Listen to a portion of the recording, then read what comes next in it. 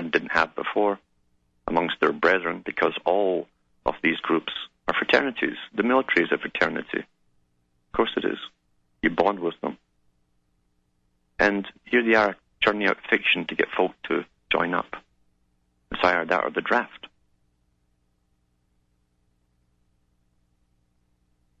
It says here, Alsop's secret reports make extraordinary reading. They reveal just how far the CIA was able to extend its reach into the film industry, despite its claims that it sought no such influence. One report dated 24th of January 1953 concentrated on the problem of black stereotyping in Hollywood. Under the heading Negroes in Pictures, Alsop reported that he had secured the agreement of several casting directors to plant well-dressed Negroes as a part of the American scene without appearing too conspicuous or deliberate. Astonishing. Everyone gets used, you know. Even names on the movies they put them in, including some by Jerry Lewis, such as Caddy and so on. Caddy is C-A-D-D-Y. And it goes on and on and on. But remember, this book is giving out stuff that obviously the public are allowed to know, if they care to. Most don't, because the past to a young person at 18, even in the 50s, to the 50s, today, if you're living today, it's like antique history. It's got nothing to do with you. That's the failure of youth. They don't realize the importance of all of this. Incredible importance, because, you see, they were controlling it after the 50s and 60s and 70s too, and a lot of that's in that book as well. They used the folk industry, the folk singing industry as well. And a lot of people thought there was left-wingers running the folk industry, folk singers. Then it went into the transitory stage between folk and electric guitar. And then it went into the rock business. I've talked before about that canyon in LA where so many of them came out of, all the musicians, the big musicians, Laurel Canyon. And I had links on my sites on one of the programs I did to someone who's compiling a lot of the history of the big artists of the period.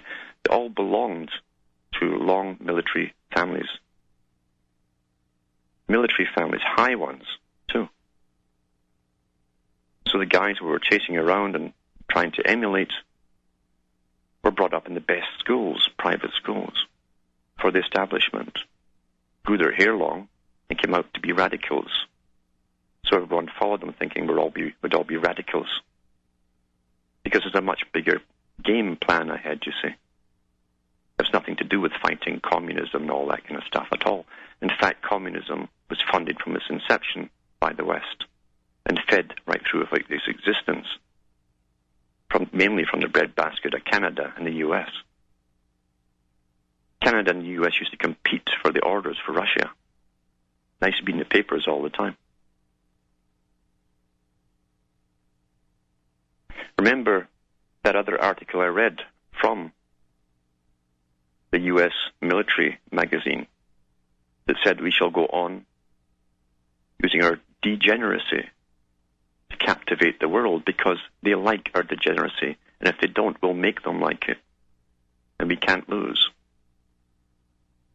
Tie that in with what they were doing during the Cold War and what the Russians were accusing them of doing. Remember, at the top of Russia and at the top of the U.S., there was a coordination. Remember, too, that the Rees Commission said that they were, when they examined the big foundations, a lot of them are in this book, actually, these foundations. Senator Dodd was told their purpose was to blend the Soviet system seamlessly with that of the West. We have that today. That's the dialectic in action. That's how it works. You need an opposite to build up your forces, to change the people at home too. Remember what Professor Carroll Quigley said, wars are intended to change the cultures of the opposing parties. And it does. grow incredibly large because of wars. Whether it's a Cold War or otherwise doesn't matter. Doesn't matter. You have to go back and back into history to find out who was already operating on this level before the CIA, before OSS, who had the abilities, who had the setup, who was already using and had funded and set up foundations for a global society. Now remember, I said the OSS office during World War II, and you'll find that in Professor Carroll Quigley's book, Tragedy and Hope. Their headquarters was Chatham House. Chatham House is the head. It was before and still is World War II. It was the head for the Royal Institute for International Affairs, which is the British CFR.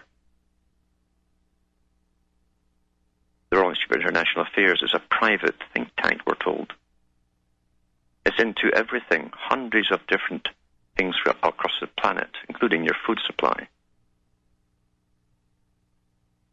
It came out from an organization, two organizations actually, that were working for the British elite. One was the Cecil Rhodes Foundation and the Lord Alfred Milner Foundation, both sworn to bring in a form of world government based on Britain. They backed and set up the League of Nations, which was the precursor of the United Nations, and they're behind the UN too. That's who had all of these techniques. They're already using these techniques before World War II, before the OSS, before the CIA came along.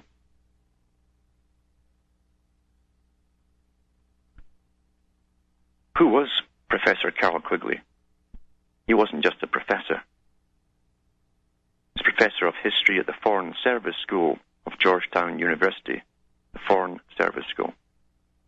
Formerly taught at Princeton and Harvard. He's done research in archives of France, Italy, and England. He's the author of the widely praised Evolution of Civilizations, a member of the editorial board of the monthly Current History. He's a frequent lecturer and consultant for public and semi-public agencies. Public and semi-public agencies. Very important, semi-public. He's a member of the American Association for the Advancement of Science, the American Anthropological Association, and the American Economic Association, as well as various historical associations. He's been lecturer on Russian history at the Industrial College of the Armed Forces since 1951, and on Africa at the Brookings Institution since 1961. He's lectured in many other places, including the U.S. Naval's Weapons Laboratory, the Foreign Service Institute of the State Department, and the Naval College at Norfolk, Virginia. In 1958, he was a consultant to the Congressional Select Committee, which set up the present National Space Agency. Collaborator in history to the Smithsonian Institution after 1957, in connection with the establishment of the New Museum of History and Technology. In 1964, he went to the Navy Postgraduate School, Monterey, California, as consultant to Project Seabed, where he's trying to visualize what American weapon systems would be like in 12 years. Now, you can know yourself, he's part of the groups I've been talking about in the Cultural Cold War. But what else was he? He knew Alfred Zimmerman. Alfred Zimmerman ran the communist newspapers for Britain. Winston Churchill supposedly hated communism.